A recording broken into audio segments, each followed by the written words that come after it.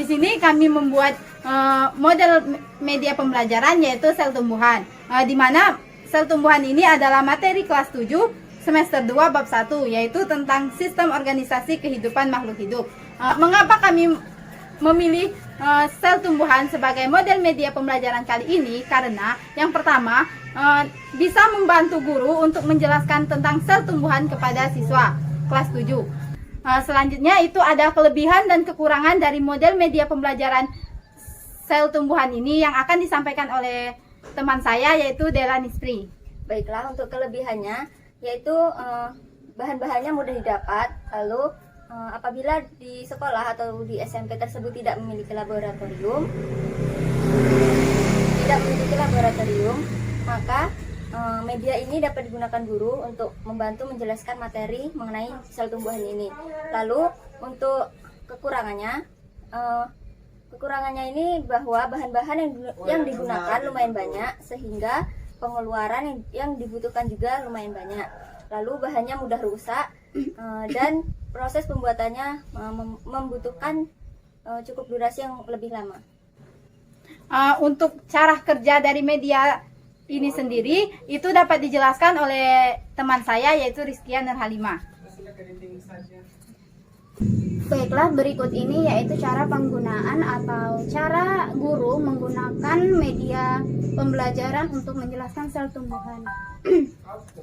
Yang pertama yaitu terdapat vakuola, di mana vakuola mempunyai fungsi sebagai tempat penyimpanan cadangan makanan seperti glukosa, sukrosa, mineral-mineral garam lainnya, dan senyawa-senyawa organik lainnya. Kemudian terdapat ribosom, di mana ribosom berfungsi sebagai tempat pembentukan sintesis protein.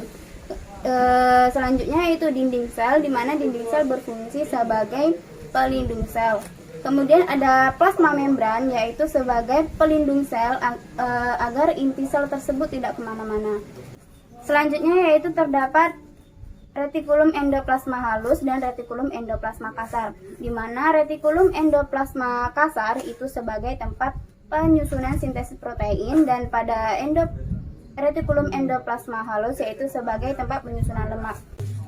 Selanjutnya yaitu terdapat kloroplas. Pada kloroplas itu terdapat klorofil, di mana klorofil itu pada klorofil terdapat suatu peristiwa yaitu reaksi gelap dan reaksi terang yang nantinya akan berfungsi pada proses fotosintesis. Kemudian terdapat mitokondria. Di mana mitokondria sendiri yaitu tempat peristiwa terjadinya respirasi anaerob. Kemudian adanya badan Golgi, di mana badan Golgi yaitu tempat bereaksi zat-zat kimia yang nantinya akan menyusun sebagai zat energi. Baiklah, yang selanjutnya itu cara pembuatan dari model pembelajaran untuk sel tumbuhan berikut ini. Yang pertama yaitu pada styrofoam yang pertama itu potong membentuk segi 6 dengan ukuran yang besar atau sesuai dengan selera. Kemudian pada styrofoam yang kedua dengan berbeda warna, potong menjadi bagian-bagian kecil mengikuti bentuk dari styrofoam yang pertama yaitu berbentuk segi 6.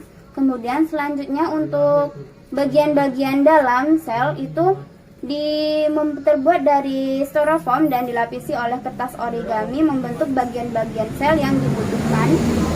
Untuk melihat contoh bagian-bagian sel yang akan dibentuk itu dapat dilihat dari literatur.